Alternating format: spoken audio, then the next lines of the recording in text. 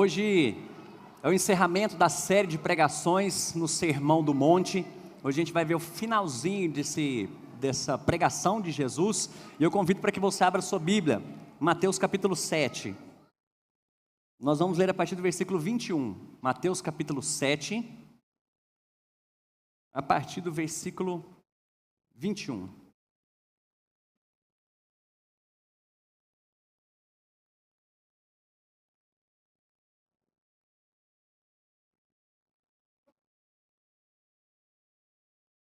Mateus capítulo 7, a partir do versículo 21, diz assim a palavra do nosso Deus: Nem todo aquele que me diz, Senhor, Senhor, entrará no reino dos céus, mas apenas aquele que faz a vontade de meu Pai, que está nos céus. Muitos me dirão naquele dia, Senhor, Senhor, não profetizamos em Teu nome? Em Teu nome não expulsamos demônios e não realizamos muitos milagres? Então eu lhes direi claramente, nunca os conheci, afastem-se de mim vocês que praticam o mal. Portanto, quem ouve essas minhas palavras e as pratica é como um homem prudente, que construiu a sua casa sobre a rocha. Caiu a chuva, transbordaram os rios, sopraram os ventos e deram contra aquela casa e ela não caiu, porque tinha os seus alicerces na rocha. Mas quem ouve essas minhas palavras e não as pratica é como um insensato que construiu a sua casa sobre a areia.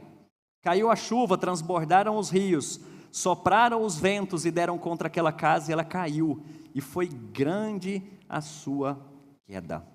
Quando Jesus acabou de dizer essas coisas, as multidões estavam maravilhadas com o seu ensino, porque ele as ensinava como quem tem autoridade, não como os mestres da lei. Vamos orar mais uma vez? Nós vamos aproveitar esse momento também para orar pela Kênia. Ela perdeu sua mãe hoje, então está vivendo esse tempo de luto. Se você puder, depois manda uma mensagem para ela, liga, ore por ela e pela família, para que Deus conforte também. Vamos orar? Deus, obrigado por Tua palavra, na qual estamos diante dela, pela qual conhecemos ao Senhor e conhecemos a Tua vontade. Ajuda-nos, ó Pai, a não sermos cristãos só nominais, pelo nome, mas que a gente possa viver isso, ó Pai. Que a gente possa de fato entender o nosso chamado, o nosso propósito, assim como a Bia disse aqui hoje, isso enche o nosso coração de alegria, de emoção, porque nós estamos servindo o Deus verdadeiro, Deus único, Deus eterno. Obrigado, ó Pai, por esse privilégio. E queremos rogar em nome de Jesus que o Teu Santo Espírito traga consolo e conforto nesse momento de luto, não só a Kênia, mas a todos os familiares, ó Deus, e as pessoas ligadas a ela, que enfrentam esse dia difícil.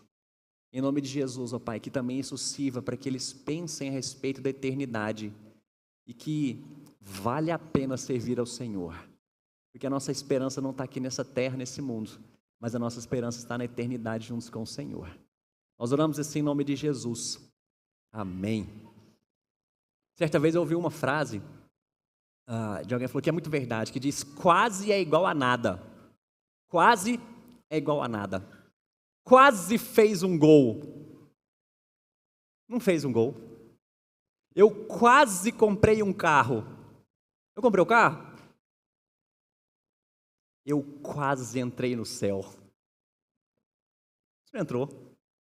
Quase é igual a nada.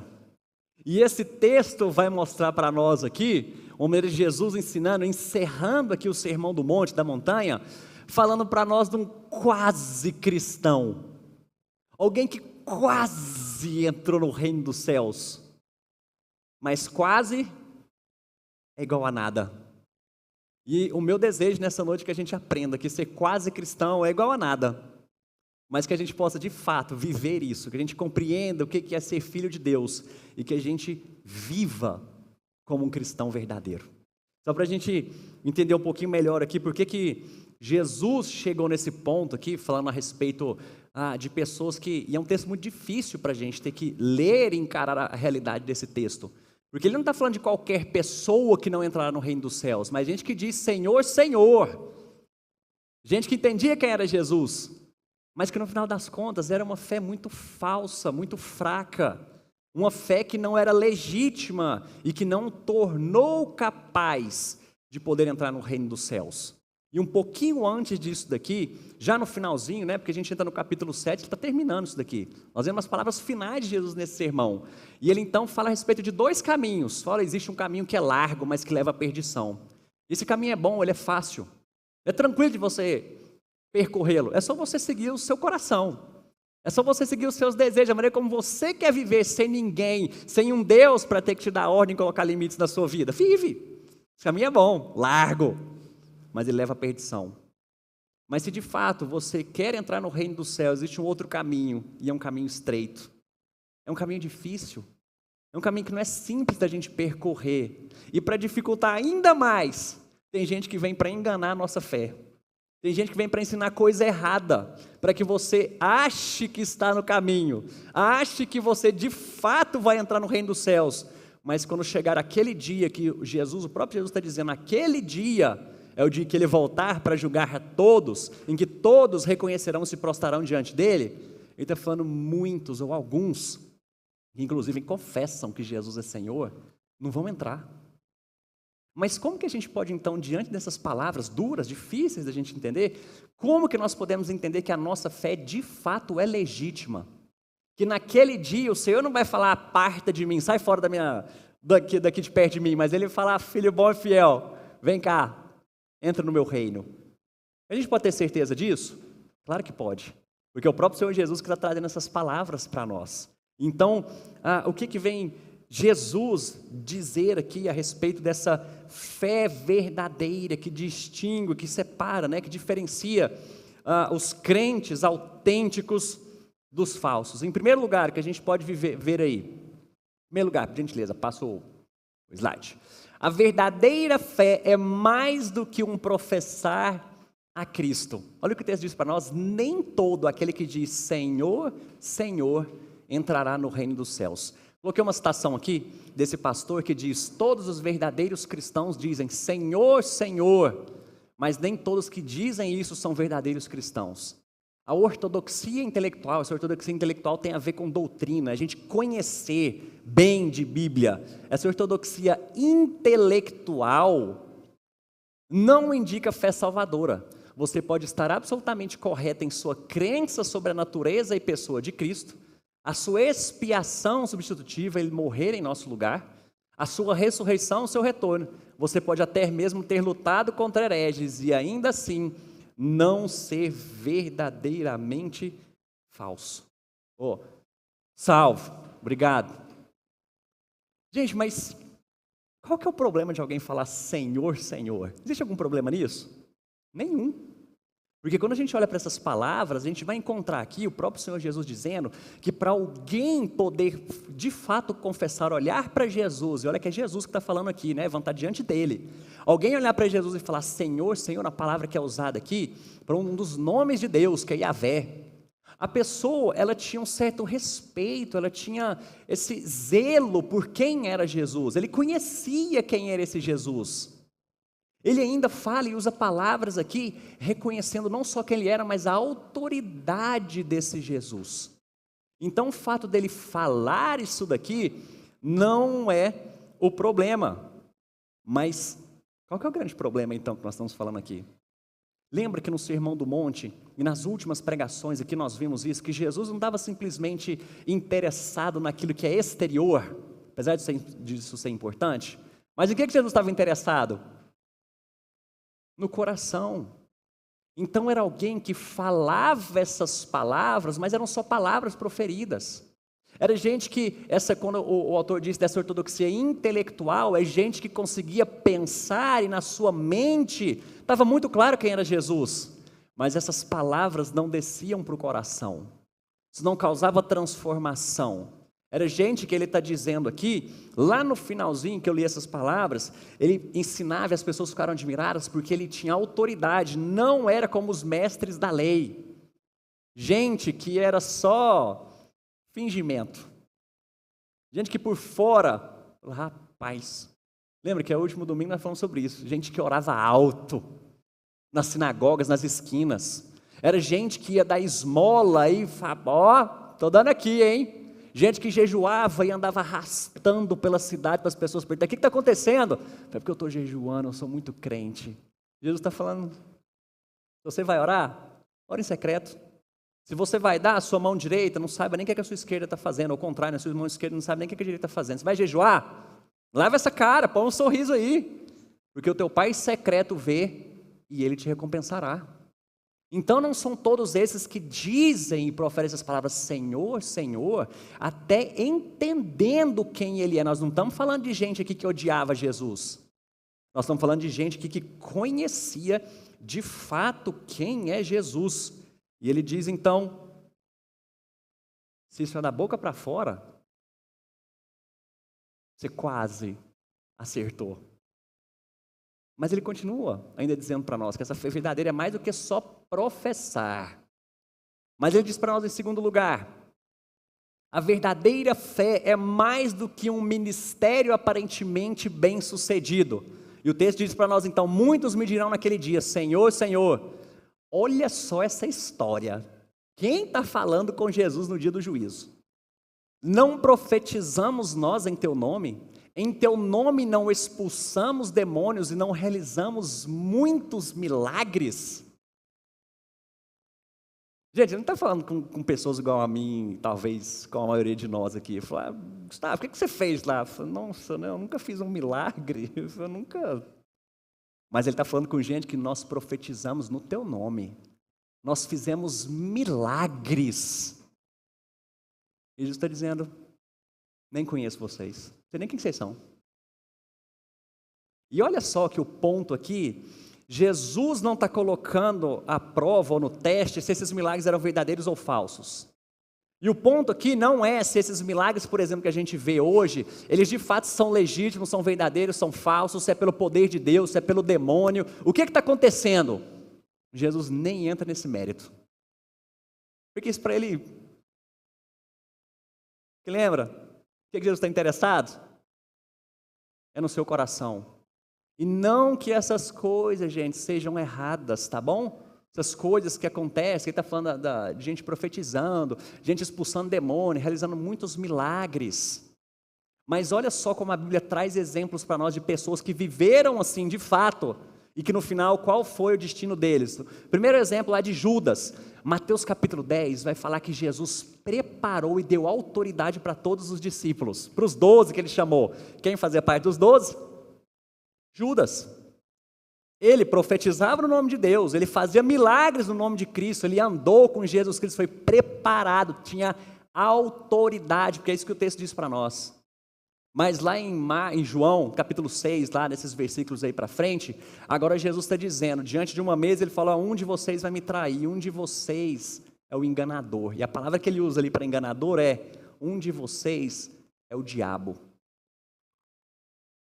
Um cara que andou com Jesus, fazia milagres, tinha autoridade, mas que no final das contas, coração longe do Senhor.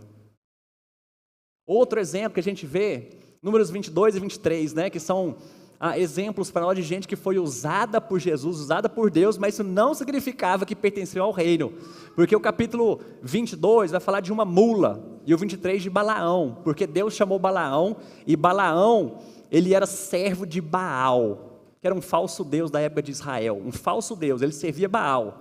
Então, ele queria amaldiçoar, Balaão queria amaldiçoar o povo de Deus. Deus falou assim, não, vamos lá, você vai abençoar.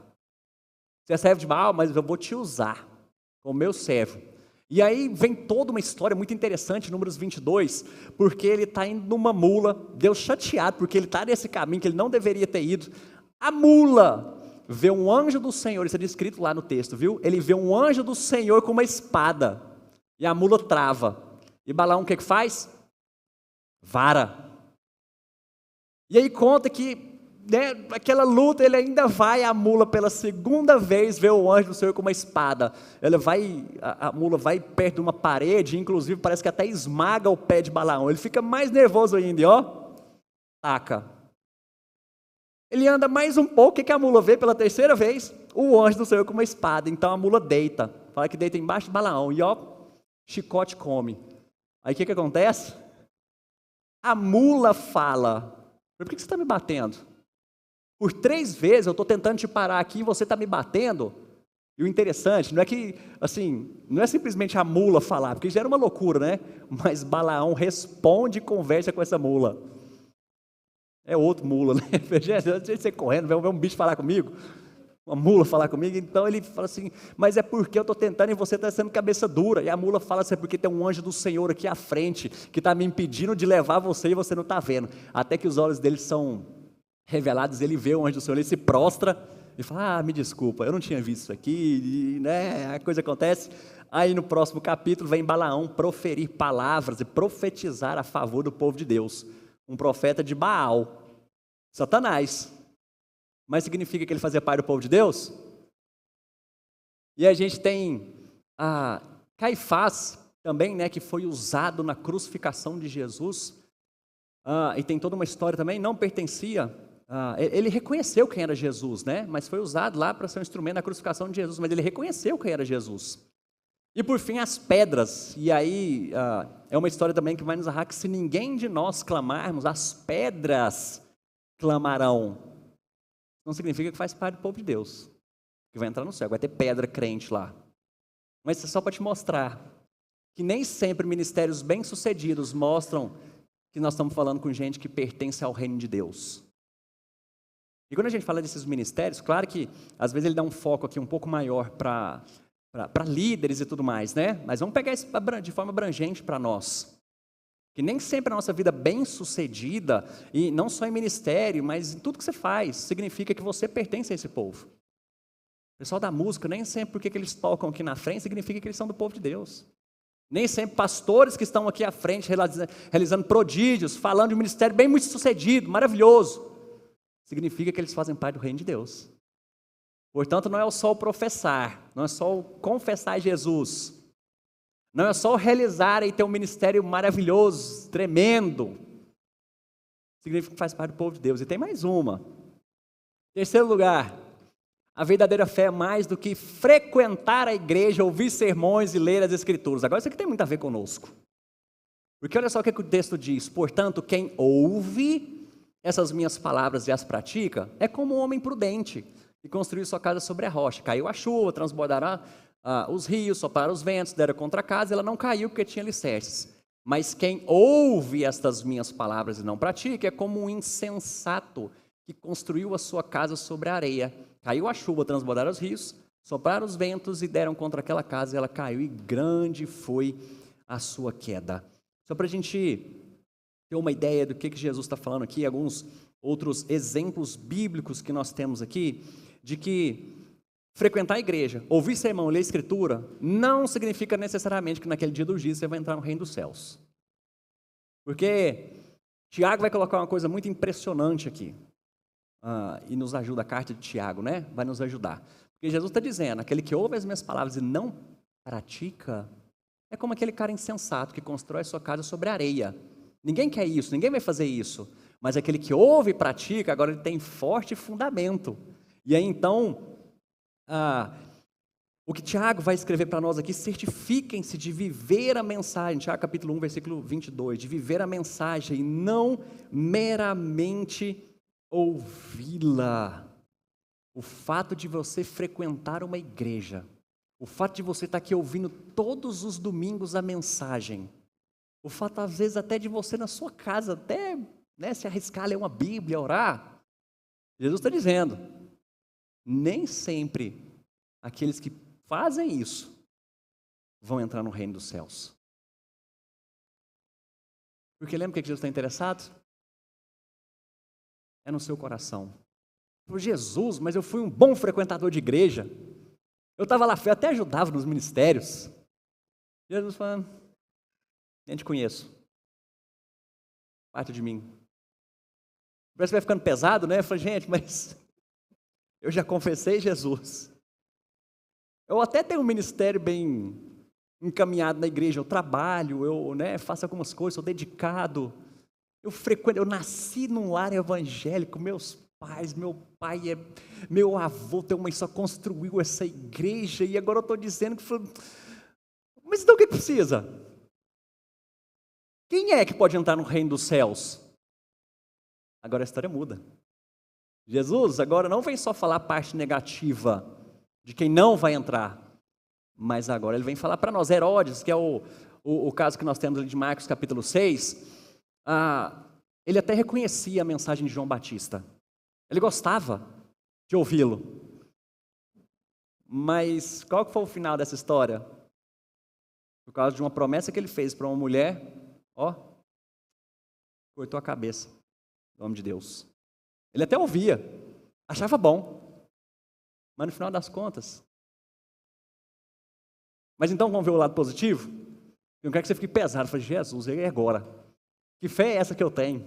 Vamos lá? Agora vamos mudar um pouco essa história. Quarto lugar, a verdadeira fé inclui o estilo de vida de obediência à palavra de Deus. Vamos voltar no versículo 21. Nem todo aquele que me diz Senhor, Senhor entrará no reino dos céus, mas apenas aquele que faz a vontade de meu Pai que estás nos céus. Agora a coisa está mudando. Porque eu lembro lá, ele está falando, gente, não é só aquele que confessa, não é só aquele que faz milagres e prodígios, não é só aquele que frequenta, que está ouvindo, aquele que ouve as palavras, eu sou um bom ouvido, mas e agora? Ele falou, além de tudo isso, ele não está descartando, tá bom? Jesus não descarta essas coisas, ele falou, além de tudo isso, você precisa ser obediente a essa palavra, porque aquele que ouve e pratica essas palavras, esses entrarão no reino dos céus. E é exatamente essa palavra que agora ele vem trazer para nós de um lado positivo, um estilo de vida de obediência a Deus. Eu coloquei uma pergunta para nós, porque ele está falando da vontade do Pai, que é obediência, mas por outro lado a gente também fala, e Efésios vai falar para nós, Efésios capítulo 2, sobre a salvação que é pela graça. Não é por obras, não tem a ver comigo e com você o que nós fizemos. Agora Jesus ficou doido. Porque se a Bíblia fala que a nossa salvação é pela graça, por que ele está falando que tem a ver com obediência? Porque essas duas coisas estão sempre ligadas uma à outra. Se você já confessou Jesus como seu Salvador, a sua vida diária prática vai mostrar se isso é uma fé genuína ou não. Se de fato você faz parte desse povo ou não. Porque a gente vai olhar alguns outros textos, João capítulo 6, o próprio Efésios vai dizer para nós, gente, o que precisa? O próprio Jesus dizendo, o que precisa para entrar no reino dos céus? Aí o próprio Jesus vai responder, creia. Creia que eu sou a revelação de Deus. Eu falei, tá certo, eu já criei. Mas e agora? É só crer? É só confessar isso? Aí Jesus agora diz, me obedece. Obedece à vontade de Deus, que a gente conhece através da palavra. E isso vai mostrar se de fato a sua fé é verdadeira ou não. Ou é aquele povo que com os lábios confessa ao Senhor, mas o coração está longe. Agora Jesus está afirmando para nós. Você quer ter certeza que você vai entrar no reino dos céus? A sua vida prática e diária mostra em quem você crê. É uma vida de dedicação ao Senhor. 1 João capítulo 2 diz assim para nós, sabemos que o conhecemos se obedecemos aos seus mandamentos.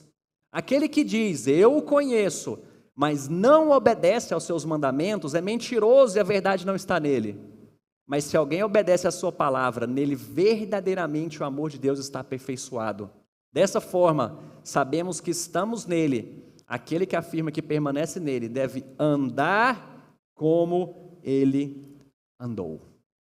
De que forma a sua vida no dia a dia demonstra essa fé que você professa? Como que as suas atitudes, como que as suas ações, como que os seus pensamentos revelam o Deus que você crê e professa?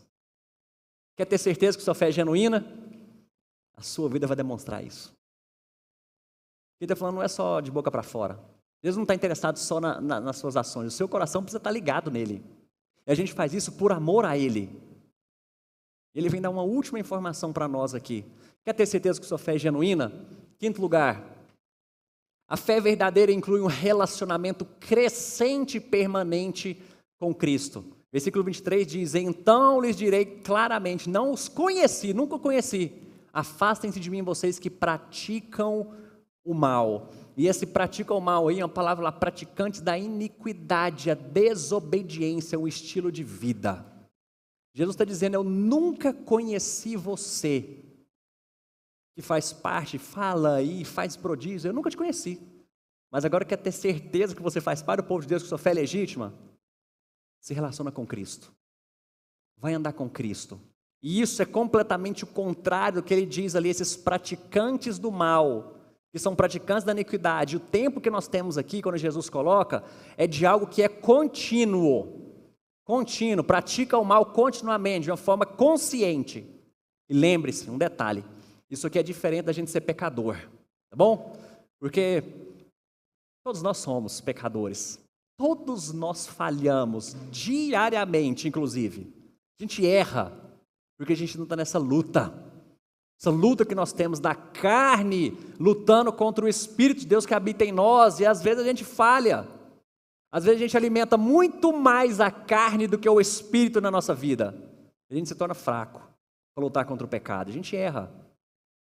Mas a diferença que Jesus está dizendo aqui, desses praticantes do mal e da iniquidade, é gente que não se arrepende dos seus pecados. Não é que você simplesmente está andando e tropeça e fala, Senhor, ó, eu não queria, eu estou lutando, mas eu errei, Senhor, me perdoa. É diferente daquele que fala, eu sei que eu estou errado, mas Deus é bom, não é? Deus não é amor? Ele entende. E você continuamente, de forma consciente, vive praticando o mal. E lembra que eu estou praticando o mal aqui, né? Assim, nós estamos falando de casos extremos, né? Eu falo, não pratico o mal, não sou assassino, eu não sou né, o pior dos piores, eu só sou um pecadorzinho, eu tenho meus pecadinhos aqui, né? De boa, tranquilo. Jesus está dizendo, eu nunca te conheci. Você que vive na prática do pecado. Lembre-se, é diferente de nós que somos pecadores, mas arrependemos e confessamos e lutamos contra o nosso pecado. Consegue entender a diferença? Você quer ter certeza que naquele dia, no dia do julgamento, Jesus vai olhar para você e falar assim, vem cá, entra aqui. Essa é uma marca de alguém que pode ter certeza de uma fé genuína. Gente que luta contra os seus pecados. Faz como? Obedecendo ao Senhor. Vai buscar a vontade dEle. Obedeça. Vai se parecer com Jesus Cristo. E é interessante quando ele fala essa palavra de conhecer, porque não é só conhecer assim, eu conheço meu vizinho, eu conheço o Robledo aqui, meu amigo, mas isso aqui é uma união, e nós vimos hoje de manhã, em que se você não veio na escola dominical, você perdeu o que nós vamos falar aqui agora. Eu quero te incentivar a estar aqui pelo domingo de manhã, porque isso facilita muito o nosso entendimento do que a gente fala aqui, principalmente os domingos à noite, né? Que a gente não tem tempo para esmiuçar isso daqui. Mas esse fato de conhecer é porque agora você está ligado em Jesus Cristo. Você é um com Ele. Você tem intimidade com Jesus. Jesus está em você e Jesus está em você e você nele. É esse Espírito que habita em você. Não é só conhecer de Jesus e falar, eu sei quem é. Cara bacana. Gosto das histórias dele. Até admiro. É diferente falar assim, eu sei quem é Jesus porque Ele mora em mim. Eu vivo para Ele.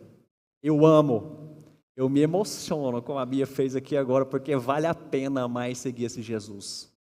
Essa intimidade que nós podemos ter e desfrutar de Cristo. Quando a gente participa desses momentos, é Cristo sendo formado em nós, Ele nos alimentando porque Ele habita em nós. É esse tipo de conhecimento que o texto está dizendo. Jesus falou, nunca te conheci. Não sei nem quem você é. Nem para falar que você era um... Agora entenda, não é que Jesus nunca conheceu porque Ele nunca viu você, no sentido de que Ele criou você. Tá bom? Você sendo crente ou não, Ele criou você. Ele sabe quem você é. É por isso que não é só um conhecer, falar assim, sei quem é. Mora lá em Sérgio, mora lá em Rialma, sei quem é. Ele falou, não, é meu amigo. Ele vive por mim. Eu morri por Ele. Ele anda em mim. Ele vive em mim. E naquele dia Jesus vai te reconhecer como amigo, como companheiro fiel. Quer ter certeza de que você vai entrar no reino dos céus? Não seja como o insensato, que ouve essas palavras e não pratica. mas vive para o Senhor, fortalece essa sua fé. Deixa de ser esse crente nominal, só de nome. Fala, eu sou crente, eu frequento aquela igreja, sou membro daquela igreja. Fala, rapaz. Alguém olha para você e fala, essa igreja deve ser boa. Porque quando eu olho para a sua vida e vejo Jesus, agora sim. Tenha certeza. Eu só quero trazer uma conclusão para nós aqui.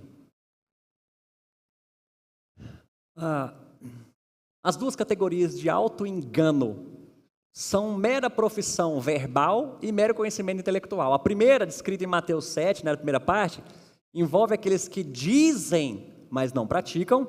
E a segunda envolve aqueles que ouvem e não praticam. Se você está fazendo parte desse grupo, cuidado, talvez você está lá no caminho largo que Jesus falou. Você ouve, mas não pratica. Você até fala, mas não pratica. Talvez você está nesse grupo. Jesus vai dizer para você, se aparta de mim, porque eu não te conheço. Porém, o que a gente pode fazer para ter convicção dessa nossa fé? De que a gente de fato segue esse Jesus, o Filho de Deus. O que nós podemos fazer? Em primeiro lugar, certifique-se que você não é um quase cristão. Porque talvez você vai quase entrar no céu. Vai estar lá meio perdidão no inferno, né? Aqueles meninos perdidos, né? Botar a mão para trás assim, estou aqui agora, no inferno. Rapaz, você veio parar aqui também? Falou, rapaz, quase entrei. Fui lá na porta, vi Jesus. Agora estou aqui. Certifique-se que você não é esse quase cristão. Que acha até bacana essas palavras. Acha bom estar nesse ambiente.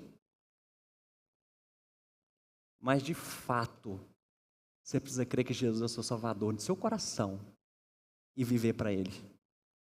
Segundo lugar, certifique-se de viver a mensagem, não meramente ouvi-la. É o que nós acabamos de falar aqui, né? Se você está aqui conosco nessa noite, e às vezes até já ouviu muito dessa palavra, ou às vezes veio aqui, está perdido, estava sem fazer nada domingo à noite, veio aqui parar aqui, falei, convite que o Espírito Santo faz a você, se entregue a esse Jesus. Vale a pena viver para Ele? Vale a pena a gente se entregar, se render a esse Jesus? A esperança, gente, é que esse Jesus está preparando um lugar para nós. A nossa esperança está na eternidade, a gente vai passar a eternidade com Ele. De que Ele vai reconhecer a gente. O nosso nome está escrito no livro da vida. Se renda a Ele, se entrega. Lembra que não é só entender, não é só falar desse Jesus, e até acredito, eu sou crente, eu sou cristão. Mas você segue Jesus? Fala, não, eu sou crente não praticante. Minha família toda é. Eu de vez em quando ouço isso. Você é de alguma igreja? Eu falo, não, minha família é de tal igreja, ela cresceu, fundou a igreja. Eu falo, e você? Né? Rapaz, salvação não é familiar, não. Ela é individual. É sua. Entrega a sua vida para Jesus. Certifique-se que você vive essa mensagem, você não só ouve. Deixa essa palavra tomar conta do seu ser e da sua vida. Vive para Jesus. Terceiro lugar, dedique-se ao relacionamento com Jesus Cristo. Isso é um grande privilégio que a gente tem, de poder relacionar com Jesus. Mais uma vez, hoje nós falamos pela manhã, onde você vai, Jesus está. Se você de fato é cristão e confessou Jesus, onde você vai e o que você faz, Jesus está lá. Se você está lendo a Bíblia, Jesus está lá. Se você está no culto, Jesus está lá. Se você está fazendo coisa errada lá no seu trabalho, na sua casa, Jesus está lá. Se você está se entregando, deitando com alguém fora do casamento, Jesus está lá.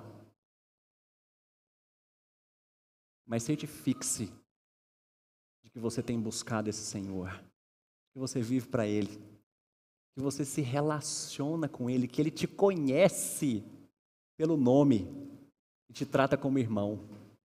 E por fim, cuidado para não ser enganado por falsos mestres, porque tem muita gente por aí que opera milagres, que faz coisas grandiosas, porque você às vezes olha sem um critério para julgar aquilo. Em um contexto anterior, Jesus estava falando sobre julgamento. Depois você dá uma lida lá, que nós não tratamos desse assunto aqui, mas Jesus está falando sobre julgamento. Mas você se entrega a qualquer tipo de doutrina, qualquer vento, e fala, pai, que coisa, eu vou viver isso. Né? É uma loucura que você não... Cuidado para você não ser enganado. Você faz isso conhecendo a palavra, buscando, aprendendo, para que você não seja enganado por esses falsos mestres que estão querendo te tirar desse caminho, que às vezes ele é difícil, mas a notícia boa é que quem está com você nessa caminhada é Jesus. Ele que te capacita a isso. Não vai pela sua força, não. Não sai daqui pesado, não. Fala, gente do céu, agora o que eu faço? Eu quero obedecer, mas eu não consigo. Eu quero poder viver isso, mas tem sido difícil. Nós vamos orar agora. Você foi fortalecido pelo poder dele. Confie, creia, se relacione com esse Jesus. Pede misericórdia para que ele te ajude nas lutas contra os pecados, nas suas dificuldades, porque ele está em você, ele vive e habita em você. É esse Jesus que prometeu vir buscar a gente. E que a gente pode ter certeza que a gente não faz parte desse grupo que ele vai dizer, nem te conheço. Mas ele vai lá te receber com um abraço, para você viver